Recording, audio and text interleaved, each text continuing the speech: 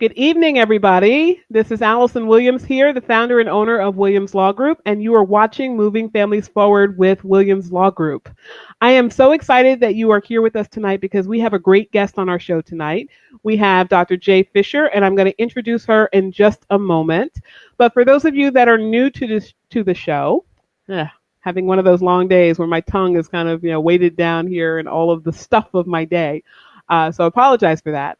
But for those of you that are new to the show, I want to give you a little heads up about what the show's purpose is and why we are doing this. So as you may know, we are a family law firm. We're located in Short Hills, New Jersey, but we do service clients all over the state of New Jersey, in particular in northern New Jersey, dealing with divorce, custody, and related matters, and all over the state dealing with child abuse and neglect. And so we have had the pleasure of representing all kinds of people with all sorts of problems. And those problems really are, in the area of divorce, considered to be destructive in nature, meaning a family is being torn apart or a family is being is broken and needs to be resolved. A lot of people think about what we do as coming in the middle of what's already fractured and breaking it further apart, or kind of completing that split. And I really have never liked that conception of what we do, because in my view, what we really do is we help people get to the life that they've always wanted. And you can't do that if you're mired in a relationship or even in a legal status that you're no longer happy with. So we really do help clients reconceptualize the way that they are seeing their lives. And through doing that, we have interacted with countless, at this point it's probably hundreds, of different professionals that offer great services to our clients. And we wanted to be able to share that with our local community, our clients, and the people that we work with. So we decided that we were going to create this show really to inform the people that know about our firm, that watch our firm, follow our firm on social media, know about the resources that are out there, the people that help our clients, the issues that they are able to get assistance with. And whether you choose to work with our firm or not, if you have a need or not, you still now have something else that you can turn to as a resource, so that as you are moving your family forward through whatever process you're going through, whether you're an intact family or not, you have a resource that you can turn to. So one of the great resources that we found that we were just blown away by was Dr. Jay Fisher. So I'm going to introduce her now, and then we're going to talk about a very interesting topic tonight, which is really about mastering life amidst transition. And so Dr. J is a licensed psychology, and she's also certified in positive psychology, which personally, just a little aside, I absolutely love. As somebody who's actually gone through working with a therapist, and positive psychology, I honestly believe really did save my life. I have a lot of respect for people that practice this discipline, and it really is a discipline. So you're going to learn a little bit about that later tonight. But Dr. J has a specialty in providing mental fitness training to groups as well as to individuals.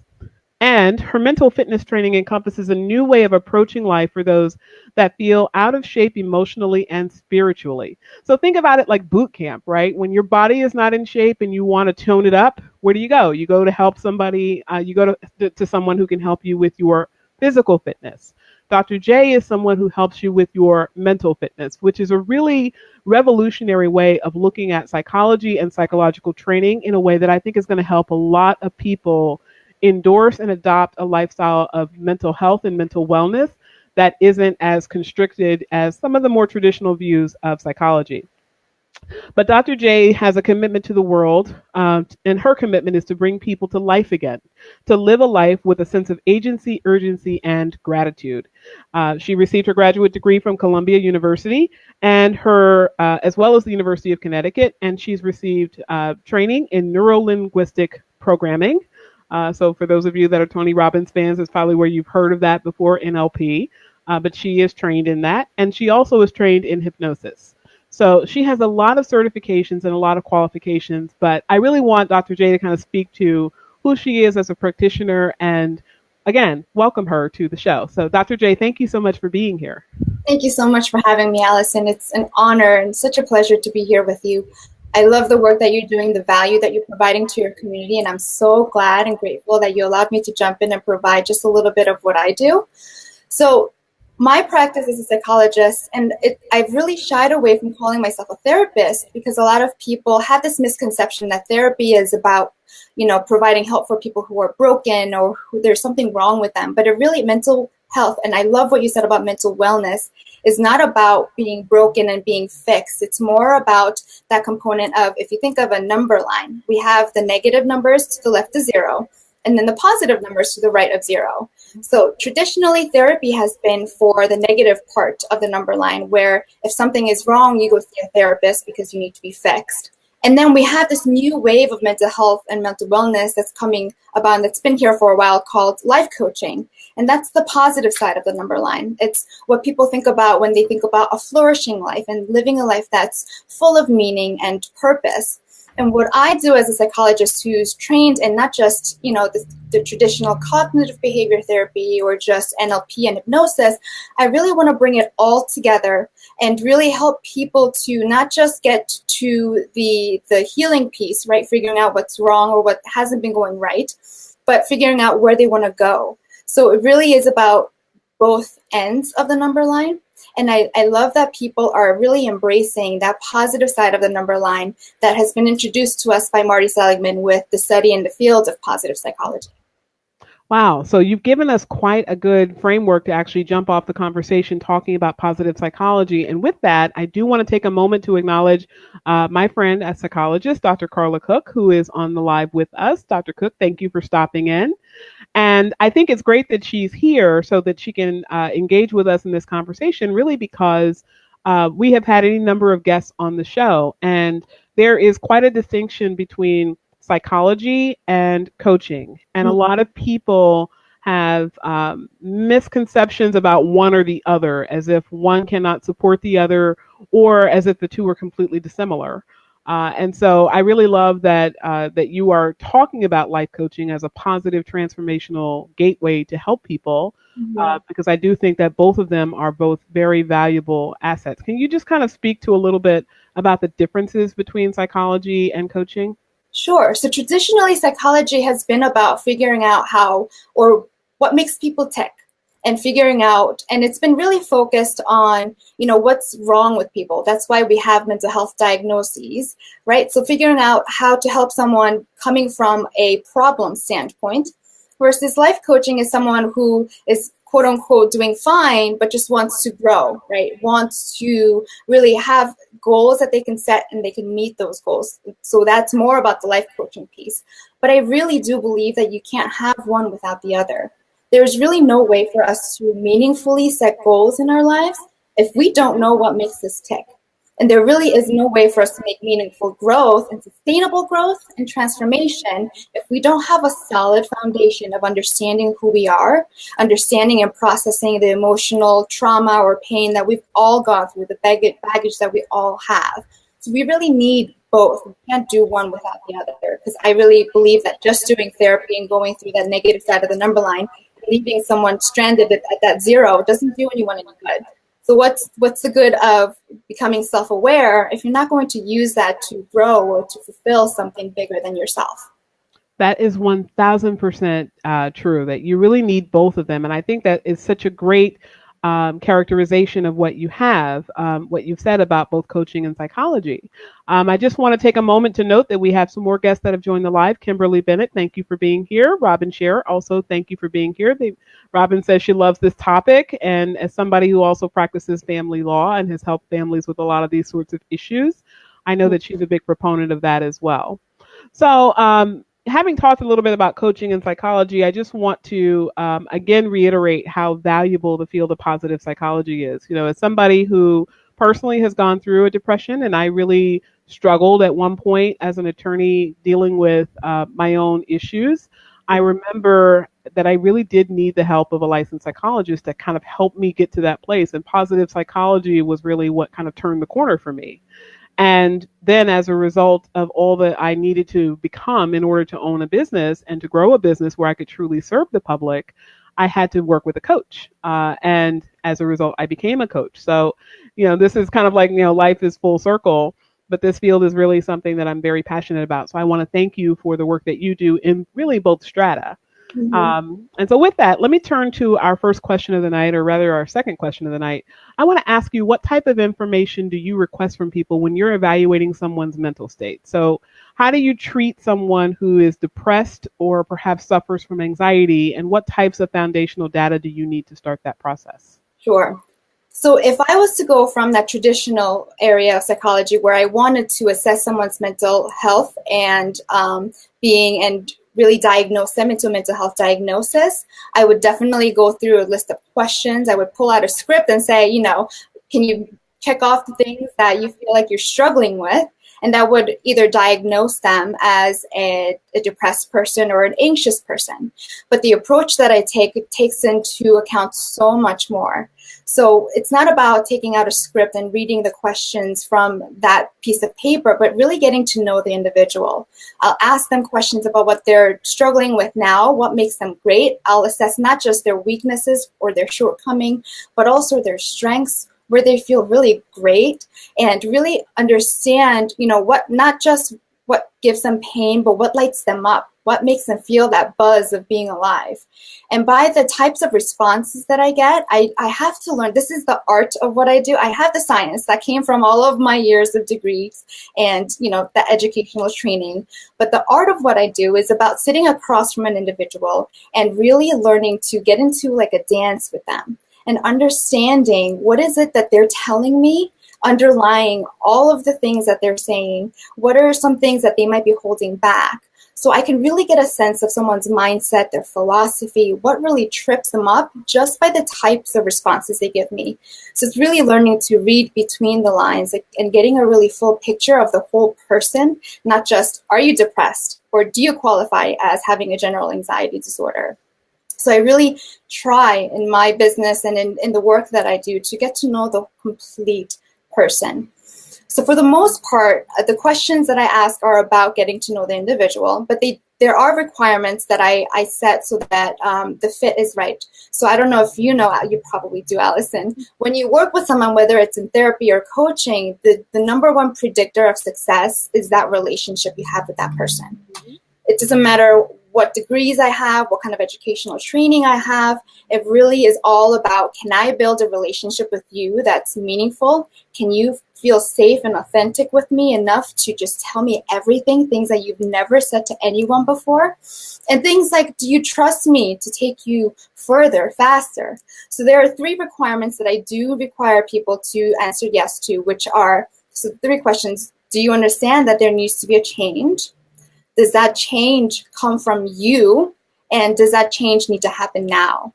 So those are the 3 requirements that need to be in place for someone to really feel committed to the process and are likely to provide an experience for themselves that is successful. So as long as they meet that criteria, then we move on to answering some other questions about, what have you tried so far? What hasn't worked? And I listen for things like, they just want to get to their goal faster, or they just need strategies that work, or maybe they just don't know how to get there on their own. But all of the questions that we first initially talk through and, I ask them is more about, who are you as a person? How have you struggled? How come you're looking for help now? And how can I really help you? And I think the biggest thing for me here I want to jump on is that depression, anxiety, things like that, it's not something that we are. We tend to, through life experience, internalize so many things like, oh, he's depressed or he's anxious, but it's not about that. It's about us being divine individual beings in this human physical form that might tend to resort to unresourceful patterns of way of thinking or feeling or behaving that keep us stuck. But that doesn't mean we're depressed or anxious. And that's not a label that needs to stick with us. And I think that's why I love positive psychology. It's not about categorizing or labeling people. It's about seeing the good and seeing what makes them strong. Wow. So you gave us a lot there, and a lot of great tidbits about how you look at this, especially those 3 questions. So I'm actually going to ask you a little bit more about that. But before we do, I just want to, for those people that are just joining us now, thank you for joining the live. You are watching Moving Families Forward with Williams Law Group. I'm Allison Williams, the owner and founder of Williams Law Group, and we're talking tonight to Dr. J, also known as Dr. J. Fisher. And Dr. Fisher is quite academically decorated. She's a licensed psychologist as well as certified in positive psychology.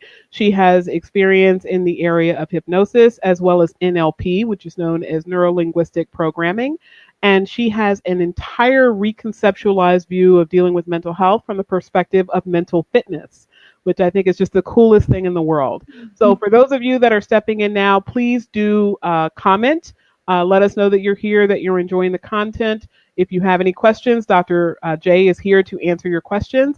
And please do share the live so that other people can learn about this very different approach to dealing with mental health from the perspective of mental fitness. So with that, Dr. J, I want to follow up on something you said just a moment ago, those three questions.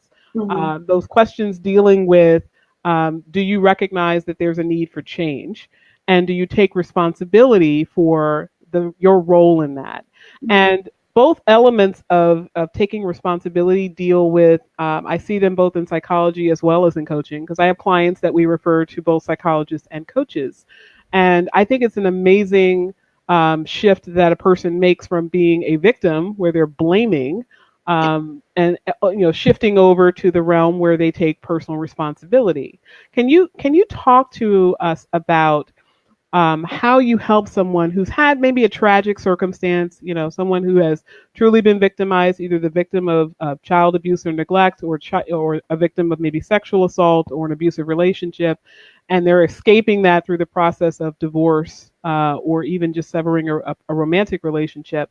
And now you're telling them to take personal responsibility. Sometimes people hear that as kind of letting the abuser off the hook, or alternatively blaming themselves, which they have already been doing by staying in the relationship. Now they want to kind of blame the other side. How do you help somebody conceptualize what it means to take personal responsibility? That's such a great question, and I don't think we have enough time in the day to answer it fully. But there is a psychiatrist named Cliff Notes. We're going to get to Cliff Notes. There is a psychiatrist that goes by the name Dr. Viktor Frankl, who's no longer with us. But he is a survivor of the Holocaust. And he was a psychiatrist before he went into the Holocaust and really experienced everything firsthand. And so here is a person who could have played the victim card as much as anyone else in the world. But instead, what he did was he went through that process, that struggle, that pain, and actually rose from it. And instead of playing the victim card, he decided to say, no, I'm going to take that power back. And he did that by saying that we have the ability to choose our attitude given any circumstance, that is the one last human freedom that we have. So this world can take away everything else, our houses, our cars, everything that we own, even our health.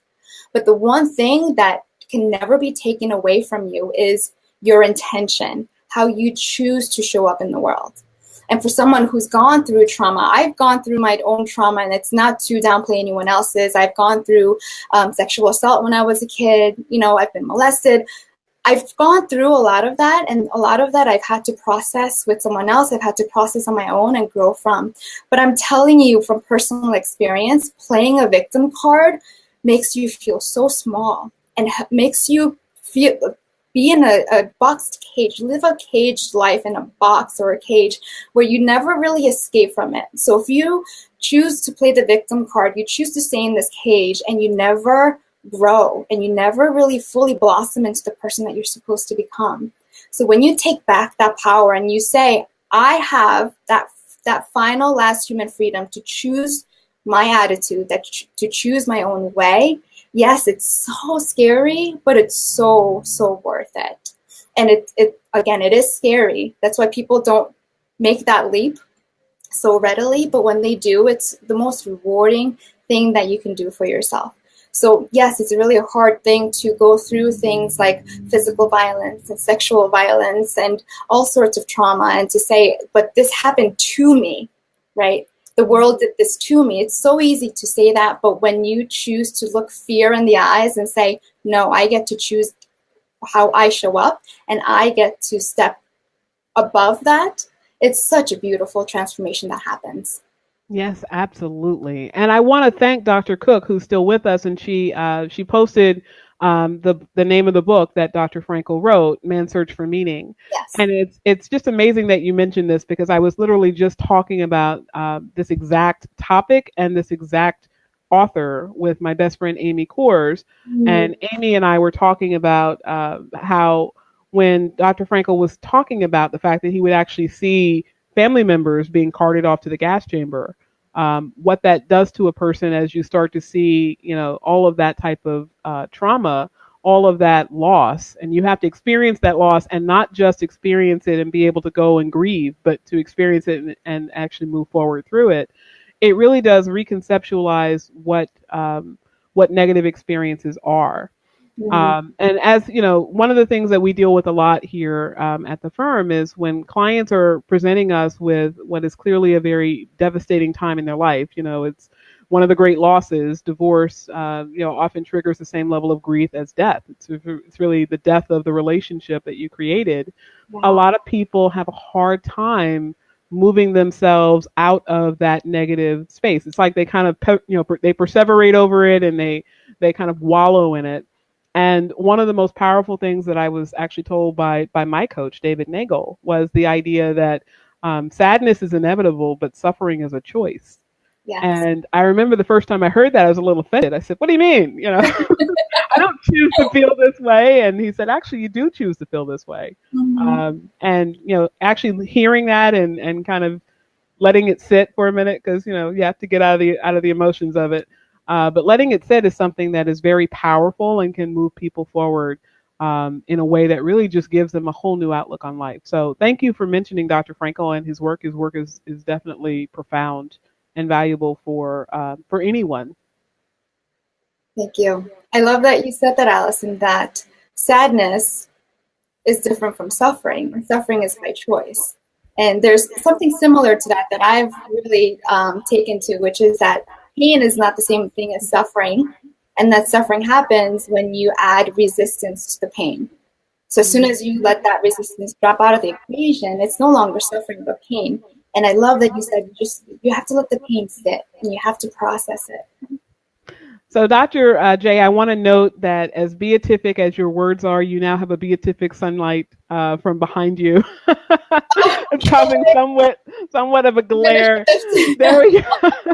There we go. And I want to welcome Julian Chung to the conversation. Julian is a coach, so thank you for stopping in.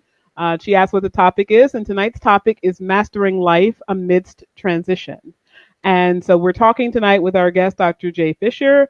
Dr. J is quite academically qualified. She's a licensed psychologist. She's certified in positive psychology, has experience in both hypnosis and NLP, which is neuro-linguistic programming. And she's been talking to us about mental fitness as a conception of psychology, as opposed to the more traditional conception of talk therapy and other forms of other modalities of psychology. So we were just kind of going into this idea of personal responsibility. I kind of took a little dovetail to do that. But for those of you that are just joining us now, please do share the live and share any comments, questions that you have for Dr. J. She's going to be with us for the hour. And now I'd like to turn our attention onto a different topic, which is dealing with help, right? This conception of, I know that I need to take personal responsibility for my choices. I know that I need to own my feelings and recognize that my feelings are also a choice. However, what I do to get myself from where I am over to where I'd like to be is not often clear to me. And sometimes I need a guide. I need a coach. I need a therapist. I need someone who can help me. Why do you feel that men and even women that are kind of limited, women who have that conception that I can do it all and I got this under control here, why do you think we find it so hard to reach out and seek help?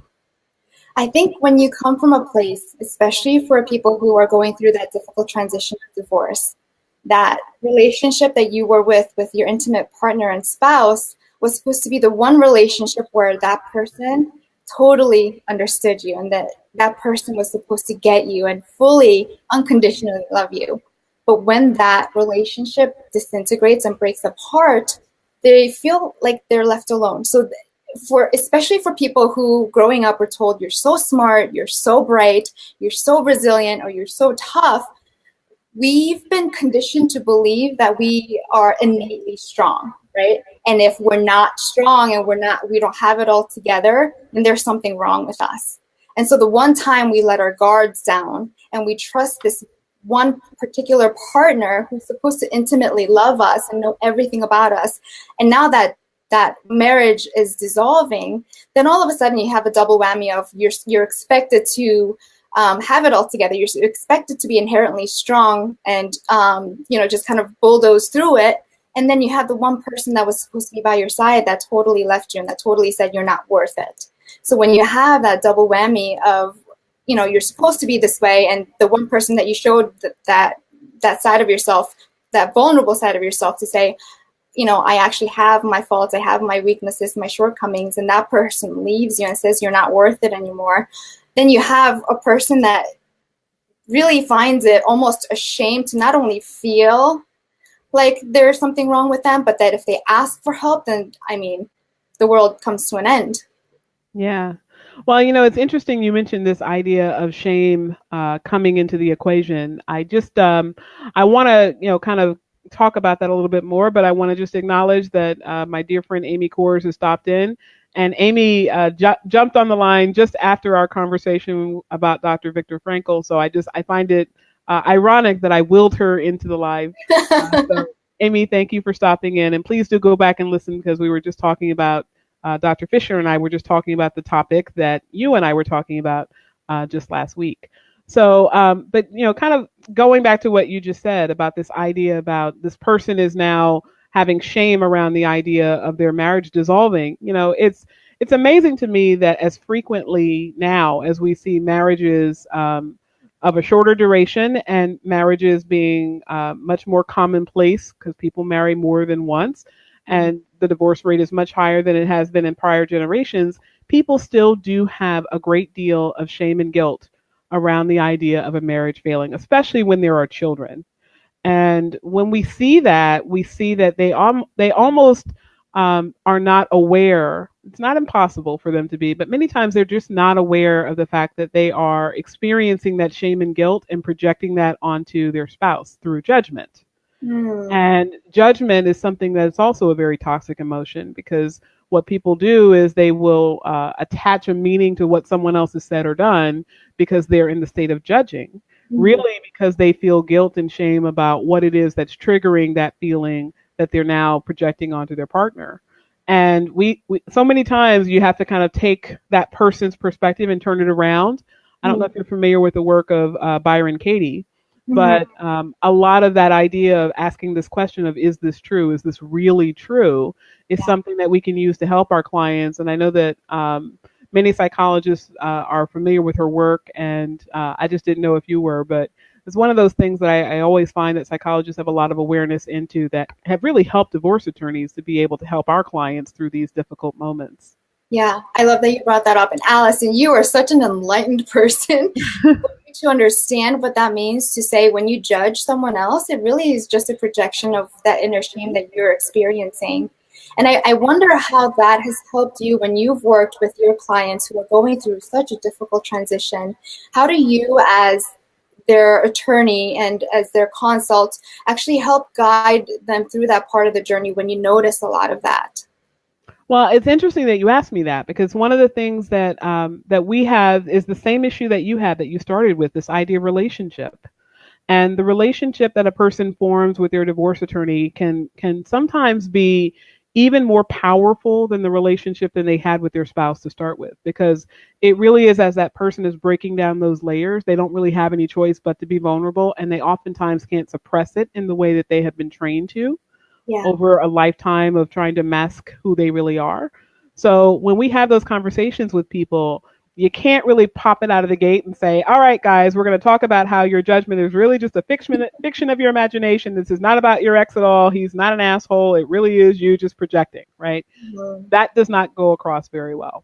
But when you start to talk to people and you plant little seeds, you start to ask the questions like, is it really true that this person is doing this for the purpose of doing X, Y, and Z to you? Mm-hmm. Oh yes, I know he dropped off the kids at 5:30 versus 5:45 as we agreed because he's just trying to stick it to me because he knows it's going to make things difficult for me. Is that really true? And you ask it enough times, and the person really has to stop and force themselves to answer. And sometimes, I've used this technique. I actually lectured about it with Dr. Cook at the NJCC Summit on Child Abuse and Neglect this past year. But one of the things that I said is use the technique of the 5 whys. When somebody says something is true and they give you a motivation for it, ask why. Mm-hmm. And then they're going to give you another reason, and you just keep asking why. And if you ask 5 whys, almost invariably you're going to hit truth and you're going to hit suffering. And the suffering is inside that hasn't been released. Once you start to get them to talk about those real feelings, even when they don't want to, like even when they're not sitting down and having a therapeutic cathartic moment, they're really just giving you answers to questions. Because one thing people don't understand is questions are instinctually designed to be answered. The brain will look for an answer when you ask a question. The brain won't stop and say, should I answer the question? That's the reason why the Miranda warning, you have a right to remain silent, is kind of, almost fictional, because most defendants are not going to remain silent because you ask them a question, where are you going? Why were you drinking? They're going to answer something. They don't stop, they answer, right? So human nature is designed that way. And when we start getting our answers from people and we dig and dig and dig and dig, you get to that why, eventually the wellspring opens up. Mm-hmm. And through that process, we're able to really get people to see themselves. And that's when you would shift the conversation. And that's when you would ask the question about, okay, so what is it in you that's causing you to see him in this way, or causing you to see her in this way?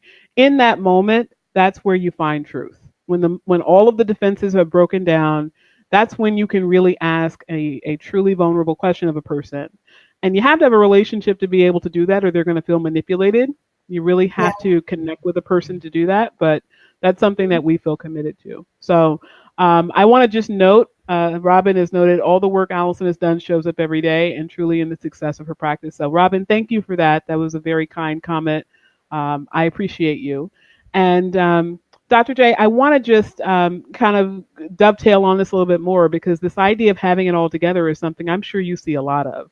Yes. So in your practice, what do you do with somebody who is really struggling with this idea of the mask that they put on, that they don't know how to take off? Maybe even they want to, they really are at a loss as to how they can be safe while still being vulnerable in public. Sure. It takes many, many baby steps to get to that point, to be able to take your mask off. So it really starts with yourself. If you have a hard time taking that mask off, even with yourself, it's going to be really, really hard to take it off with someone else, especially when you're just starting out with someone who's a complete stranger. And to be able to take that mask off requires you to look at fear and say, I'm going to choose courage anyway.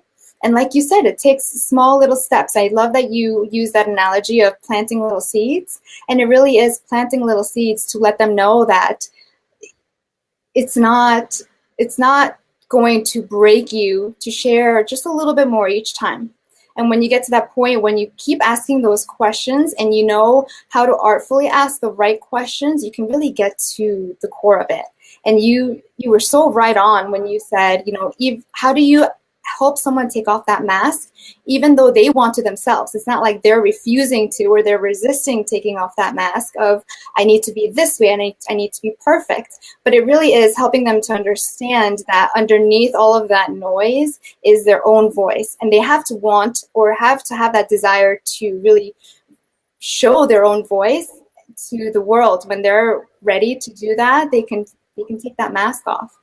Yeah, well, I mean, and that's a great analogy. That idea of somebody has to be ready to take that mask off, and they have to be able to kind of walk themselves to that. In fact, Dr. Cook and I were talking about this the other night, actually, and also with Judy Ann, that when we are not used to being publicly vulnerable, it oftentimes is a real stretch for us. And a lot of our clients, they want to put up that wall even greater and with greater fortitude when they are now feeling attacked. And the court system can really help people feel attacked. I mean, no matter how well intentioned the judge, everyone in that process is there to help push you through the process. And so we as divorce attorneys, we will often advise our clients not to rush to file the complaint for divorce, not to rush to file something with the court system, because once we're on the court's track, they're not going to care about your emotional process and how long it's taking you to get through your trauma and helping you understand, you know, why you should agree to certain things that are economically in your best interest. They're not concerned about that. They're concerned about getting your case over with. You are a number in the system that's clogging up the system. And so no matter how well intentioned a judge may be to try to help you settle your case, you unfortunately are stuck with the reality that you are a number, and your feelings, be they what they are oftentimes going to be run roughshod over in order to get you through that process. So that's when we rely upon people like you, Dr. J, to really provide that additional support for somebody going through that process of transition, so that they have that safe space. And sometimes we as the lawyers, we have to lean on them a lot harder than we might even like to. But it really does come back to that relationship that hopefully we've been fostering with the client as well as you have. Yeah. So with that, talk to me a little bit about people that want to help themselves, because you noted earlier that, you know, people may want to change and just not be able to, and that's when they would be reticent to seek out help. But ultimately, they choose to do something. And so there are lots of people that say, all right, I'll go to the local Barnes and Noble or a bookseller. Maybe I'll even scan online and download some things off Amazon or Audible. I want to do something, right? I'll just give myself a lifeline. Do you see that as a positive thing when people might seek out maybe self-help books or just kind of read about what they're going through to kind of give themselves some privacy in seeking to get help? It's almost like a double-edged sword, because when people go to the self-help section at a Barnes and Noble, they really have the best intentions at heart. They want to grow. They want to become better versions of themselves. But an interesting pattern that I found is that a lot of people that go to the self-help section, their intentions are great and they're working on building this beautiful home, but they're building this beautiful home on sand. So they have a lot of these outside voices, outside strategies, right? These gurus that are supposed to be helping us to make ourselves better. But if you don't have that solid foundation set, that solid foundation comes from processing your past, processing your present, going through your mindsets and figuring out what limiting beliefs you have, what are your perspectives and realities of yourself in this world. Unless you have that clarity and self-awareness and that foundation, it doesn't matter how beautiful of a home you build through all of those self-help books and those podcasts and those gurus, it washes away. And it's all of that wasted effort and all of that added noise that really just add to so much frustration. So it's a very interesting pattern that I've seen. A lot of people frequent the self-help section when all they need to do is sit back and, probably with the help of someone else, process who they are and figure out what that self-awareness looks like. Oprah actually said, I read recently, that if she were to credit one thing to her success, that one thing would be self-awareness. And self-awareness and that clarity is key. It's the absolute foundation. And I take people on our journey together through 3 different stages. It's the clarity, or that self-awareness of who you are. What makes you tick? What have you been through? What kind of story are you writing for yourself? And what kind of meaning are you giving to your life? And then we go through the second stage, which is the confidence piece. You can't really be confident in who you are and your value in this world unless you know who you are in this world. So after the clarity and self-awareness, we go through confidence and competence. And then the third part of the journey, which is my favorite part, is the conviction, that certainty about your purpose and fulfillment, what life is about, where is that meaning? So it's a huge difference to see someone pushing through life, trying to get through it, just existing, versus someone who is pulled by a purpose, pulled by a higher calling. And that's such a beautiful thing to help people discover. And that's my favorite part of that journey. Wow. And this idea of the push and pull, that is such a powerful description of what people go through. In fact, I mentioned my coach David earlier, and I credit a lot of my life success with him, to his work. But one of the things I remember he taught to me about is this idea of kind of not having anything to run away from anymore. Because I Mm, remember once upon a time I was urgently seeking success. I was so desperate to build this law firm. I wanted it to be this great big thing, and I wanted to serve a lot of people. And so I was really urgently running away from failure. mhm. And then, I kind of shifted and said, okay, well, I'm obviously not going to fail. So now I got to be running towards success, right? I got to be, up at 6 in the morning, and I can't leave till midnight, and I got to work every weekend because I'm going to be successful. And that also wasn't a healthy way of looking at things. So at some point it became about purpose. Yes. And when it shifted to being about purpose, I was no longer urgently trying to find anything. I could just kind of sit still and allow spirit to guide me wherever I needed to go. Yeah. And that led me to do a lot of things. That led me to start a coaching program for lawyers. That led me to relinquish a lot of control in the law firm so that people can have their opportunity to rise up and manage and grow. Mm, And a lot of those things that happen somewhat naturally really are the product of putting in the work to stop this pushing and yeah. allow yourself to be pulled by what is your heart's desire. Yes. That's beautiful, Allison. Thank you for sharing that. No, no problem. So I want to again welcome everyone and thank everybody for tuning in. You are watching Moving Families Forward with Williams Law Group. I'm Allison Williams, the founder and CEO of Williams Law Group, and our guest tonight is Dr. Jay Fisher. Dr. Fisher is, or I should say Dr. J. I've been kind of going back and forth with your name tonight. But Dr. J is a licensed psychology, and she's also certified in the field of positive psychology, which is the work of Dr. Martin Seligman, which is just a foundational, amazing, transformational field of psychology. But she also has experience in hypnosis as well as NLP, which is neuro linguistic programming. And she focuses her practice on creating mental fitness in people as a form of mental wellness, as opposed to what most people think of as more traditional psychology, talk therapy, and other forms of treatment in that regard. So if you guys have questions, please feel free to throw them out there. And if not, we're just going to continue our conversation. Dr. J, I want to ask you a little bit about people going through transitions. Mhm. And before I do that, we do have a question actually from Dr. Cook, another psychologist. Dr. Cook wanted to know, who do you work with? What age groups? Is there any particular demographic? Who's your target market? So I work with adults typically from 35 to 55, 60 years old, individuals who are going through transitions. I love helping people going through difficult transition find the opportunity in that transition. So I've learned through life that the people who are born to be leaders, or people who have so much to give to this world, have actually gone through a lot of pain. People who are great influencers, people who give so much value back to this world, are people who have gone through a lot of struggle and suffering. And when you realize that the transitions that you go through are actually a springboard to get you to really rise up and transform into who you're supposed to become, that's the most beautiful transformation I've ever seen. And I love working with people who are anywhere from 35 to around 60, who are going through difficult transitions like divorce, maybe career changes, the loss of a loved one, or someone who is just kind of fed up with a lot of that inner shame that they've been working with. They kind of avoid or distract themselves from that shame and that pain, and they say that anxiety, that social anxiety, or that burnout and stress from seeking success was just empty. So people who are really in that transition, whether it's a physical transition or really a spiritual transition, to make that jump or that use that springboard of transition to become better versions of themselves. Thank you for asking. That's a great answer, and it really does typify what we've been talking about tonight, which is mastering life amid transition. And so, for those of you that are just tuning in, as I said earlier, you're watching Moving Families Forward with Williams Law Group.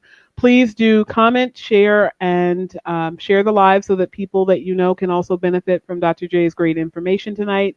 And if you have any questions, please do throw them out at any point in time as we're having our conversation. I'll make sure to get those questions out to Dr. J.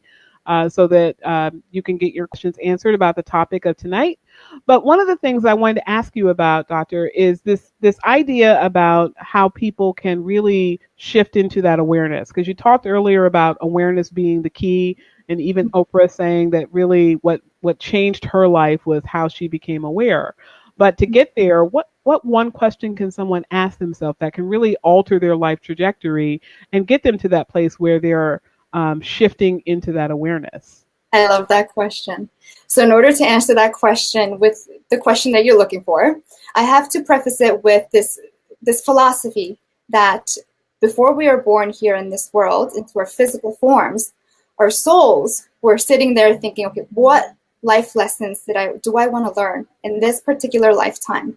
And so depending on what life lessons that your soul wants you to learn in this lifetime, it'll make contracts with other souls. So every single person that you come into contact with, Allison, and everyone else, I don't like to use the word predetermined or predestined, because I know people kind of tense up when they hear that because they think they don't have a choice or free will. But it really is about your soul asked questions and said, what life lessons do I want to learn in this lifetime? And so if and when you go through rough and difficult transitions in your life, if you can sit back and say, as part of my sacred contract, what life lesson did my soul want me to learn in this lifetime? That question totally reframes and reshifts everything, especially when we're going through a painful time. And that question I've learned to ask myself, not just of present struggles, but even in the past. Things that I have held myself victim to, or things that just bring up a lot of resentment or anger. If I sat there and I've gone through every single rough transition of my period, of my time, and said, what lesson am I supposed to learn from that? And when I ask that question, like you said, the brain is wired to answer the questions you ask it. Mm-hmm. And it comes up with the most amazing, beautiful answers that totally reshape the way that you perceive life. And I love the analogy that it comes from NLP, that the map is not the territory. So because we're in a physical form, we have our 5 senses and we have our personal experience to really filter the information that's coming in. Any data that's coming in that we can consciously recollect is filtered through our 5 senses or our past history. And because it's filtered, our reality isn't reality at all. It's just a map. So it's like someone taking the map of New York City saying, this is New York City. It's not. It's just a map. And unless we can learn to let go of the map that has been very unresourceful for us until now and pick up a new updated map that's actually helpful for us to hold up and look at, then we can finally say, wow, I can actually look at life a different way, and I can change the way that my life is going, the trajectory of my life, and how I show up ultimately. Wow. Wow. That is so absolutely powerful. This idea of changing your map. Mm-hmm. And, I want to just acknowledge that Julian Chung noted that she may actually need to quote you regarding leaders. She's a leadership coach and she works with emerging leaders. And so she promises that she'll give you credit for that, whatever it was, that powerful statement that prompted her to write that. But, this idea of changing your map and kind of rewiring yourself, I think is so amazing. In fact, it's one of the things I love about positive psychology, this idea of doing things differently, regularly, so that you can actually rewire the way that you think about things. And, I've spoken about this issue a lot, and I tell my clients whenever they are struggling with something about my battle with depression. And one of the things I tell them about was that the thing that really caused the shift was when I was given the assignment of the 3 gratitudes. And, the 3 things that happened during the course of the day that I could find to be happy with. Mm-hmm. And I remember the first time I was given that assignment, I thought, okay, this is complete malarkey. Malarkey was not the word I used, but we're going to keep it PG. We're going to keep it PG for anyone that might have the live on in front of their kids. But I definitely had a word for it. And I was not happy. And I said, okay, well, there's nothing to be happy about. There literally was nothing in my life. I felt like, life is worthless, and I'm suffering because God won't be nice enough to end it for me. And I don't really know why I'm here, and blah, blah, blah, blah, blah. And so my therapist actually helped me walk through the exercise a couple of times. And literally she walked me through my day. Like, okay, did you wake up this morning? Yes. I know you don't see that as a good thing, so we're not going to use that. Did you manage to get to the bathroom without falling down the hallway? Yes. All right. That's number 1. Did you manage to get your clothes on and actually walk out of the house with everything matching? Yes, that's number two. Little things, right? And so after a while, I got into the habit of looking at those little things. And then over the course of time, my things started to expand. And over a relatively short period of time, I mean, I want to say it was probably about 3 weeks when I felt a demonstrable change in my mental state, like to the point where I could actually sit straight up and take in deep breaths and little things like that that don't seem to have much meaning, but when you have no meaning in life, those are everything.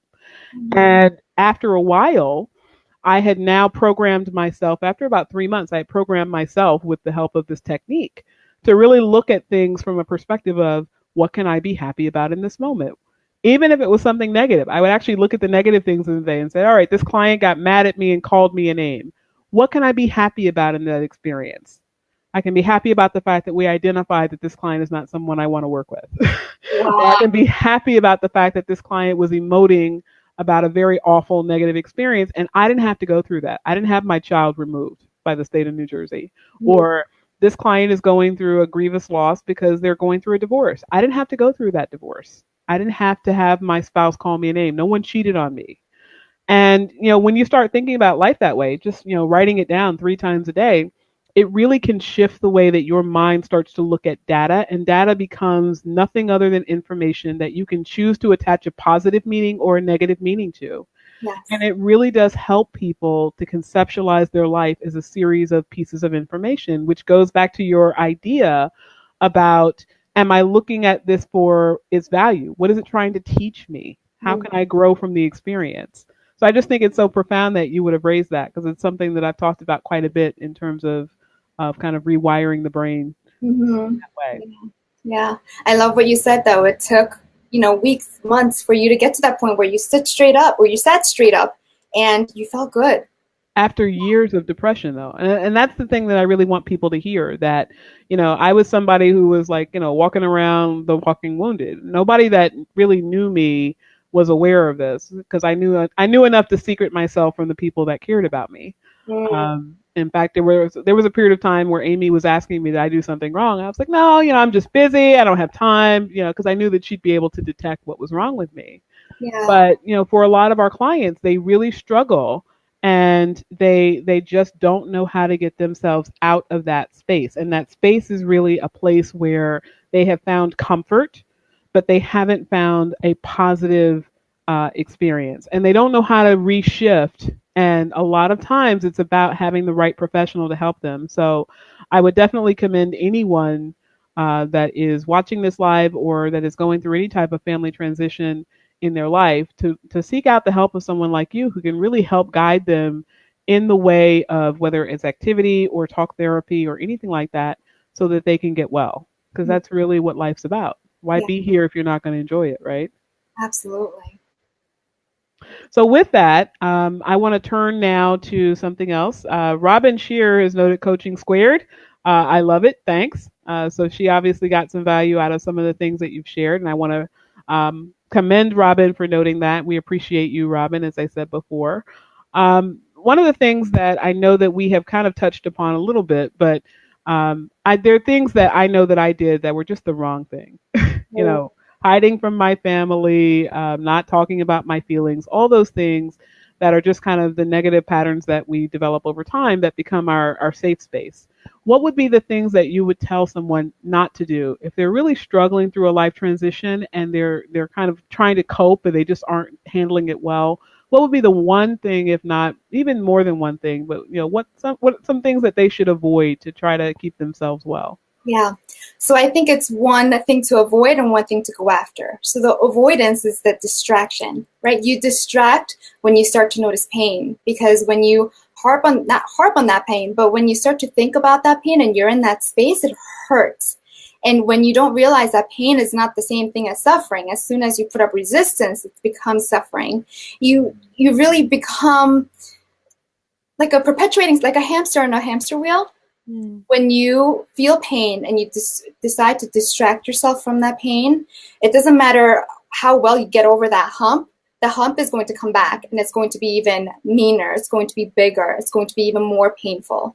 So if you don't choose to learn that life lesson that you're supposed to learn in this transition now, you're going to have to learn it at a different time or at a later time in your life, and it's going to be even more painful.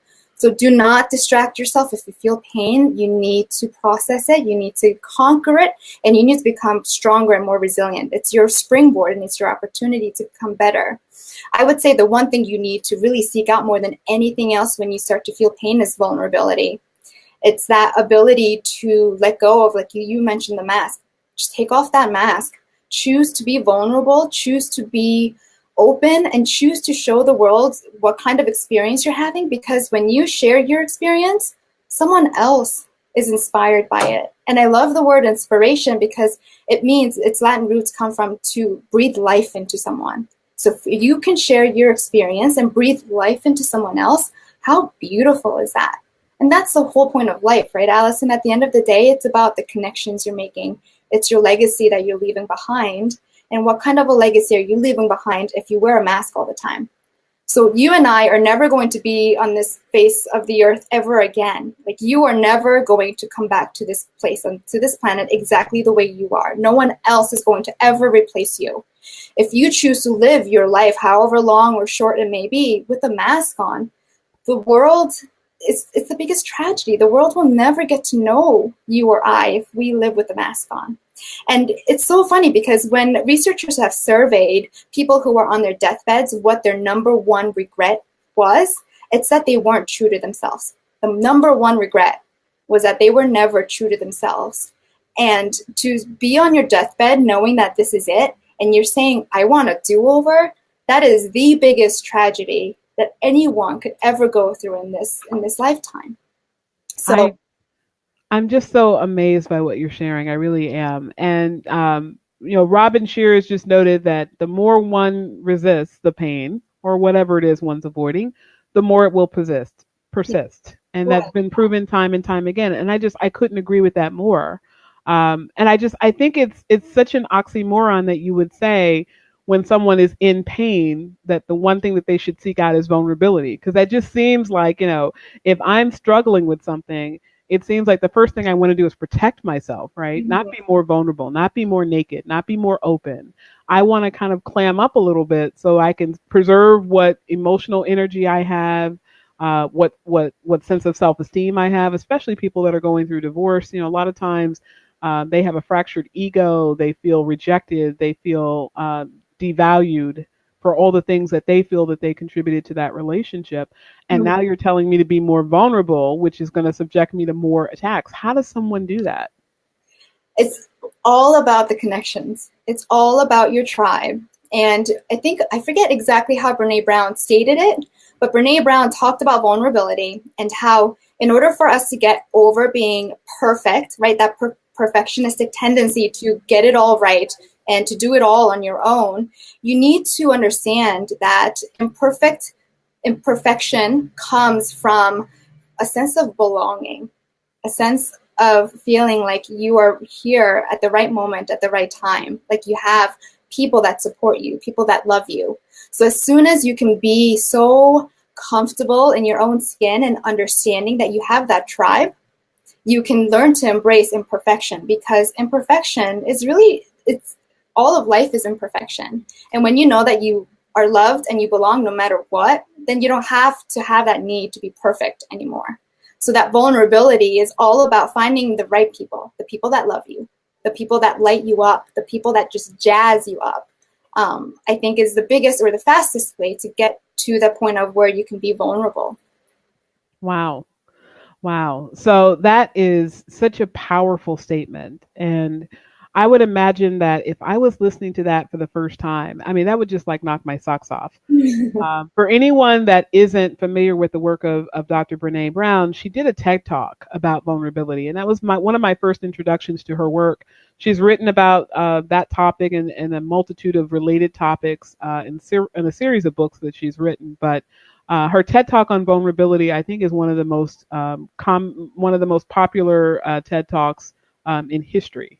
And it really is a great resource. So I want to just acknowledge we have Amanda Shea on the line. She said it's so powerful and so true. Amanda, thank you for stopping in. We honor you for being here.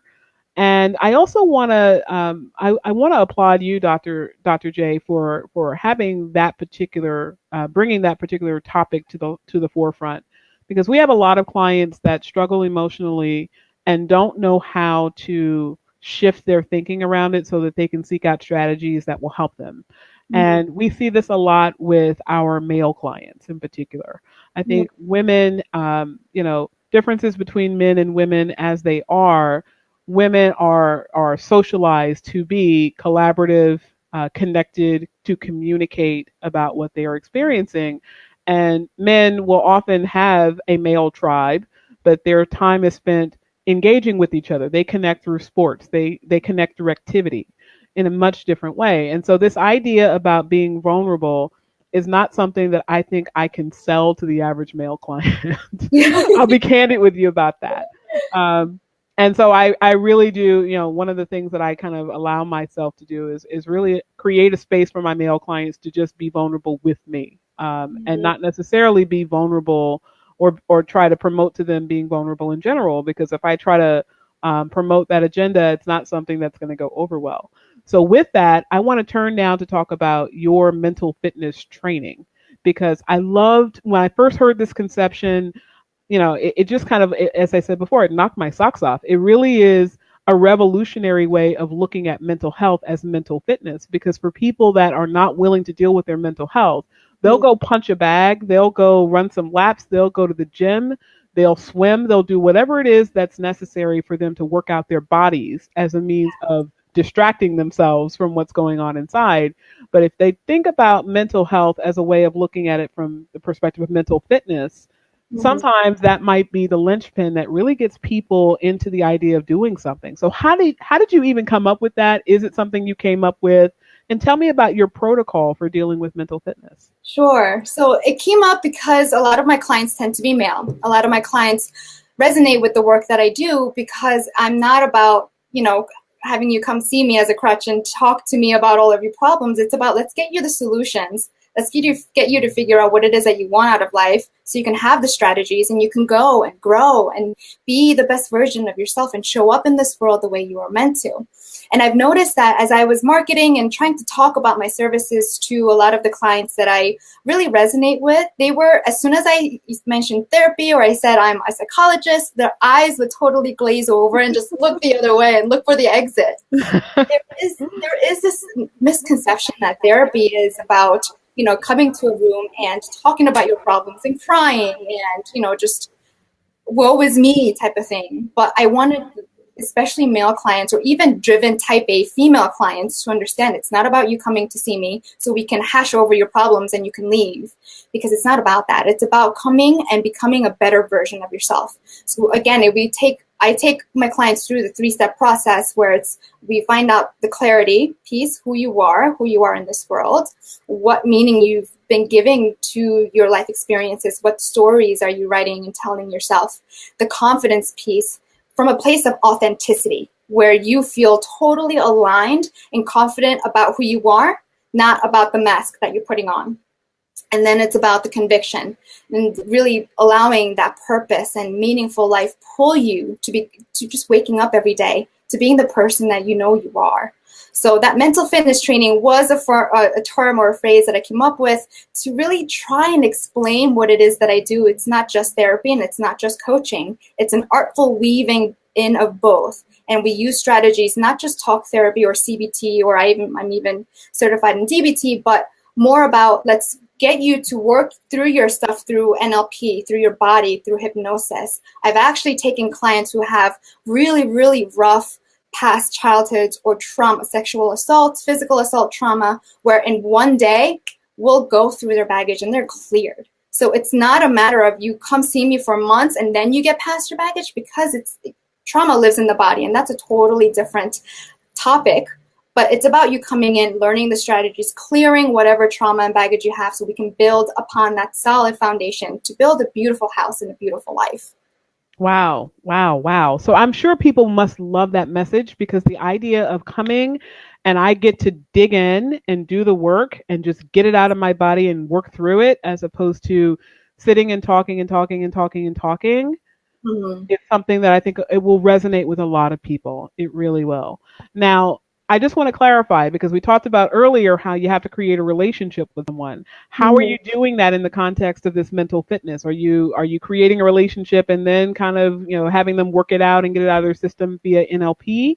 Or is one in the place of the other? You use, the talk therapy and the relationship building in your psychology practice versus the physical exercise and mental exercises of mental training. Can you differentiate that for me, please? Sure. So that process, what it looks like, I go through a 20-minute free phone consultation to make sure that it's a good fit, that I can help you and that you know what you're looking for and that you feel comfortable with me.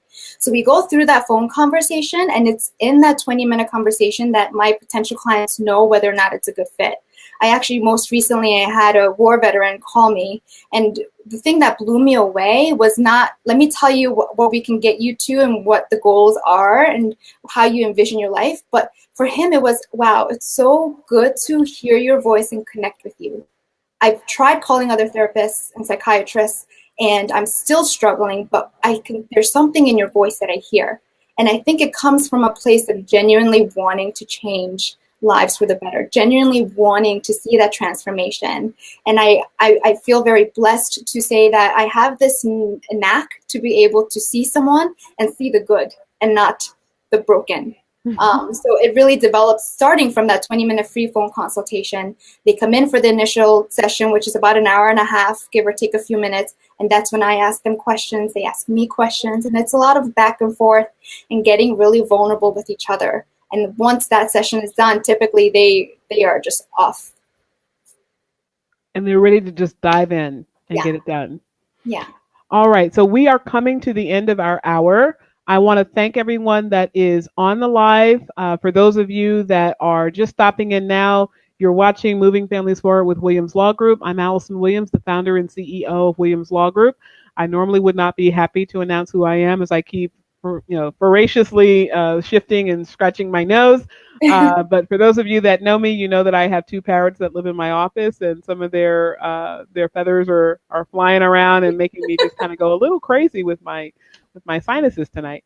But this has been a great talk. I mean, it really has. I think that people heard a lot that I was not necessarily expecting to come out and to come up. But I do think that you have a way of really resonating with people. You have an authenticity that I think is genuine, and I was very empowered by it when we first met you here in our office. So I was so grateful that you agreed to be on the show and to share with people the message that you shared with us that I think is really going to help a lot of people to shift the way that they think about things. We have dropped your URL into the comments. That is yourlifeinspired.com. Your Life has a different spelling to it than usual. It's yourlifeinspired.com. That's where you can find Dr. Fisher. And for those of you that are getting some value out of our show today, thank you for coming. Thank you for sharing the loves, the likes. Please do share the live and let other people know about this great resource we have here at our firm. And for those of you that are watchers of the show, or even those of you that are not, we're here every Monday at 7 o'clock on our Williams Law Group Facebook page. Please do join us again. And Dr. Fisher, thank you again and have a wonderful night. Thank you.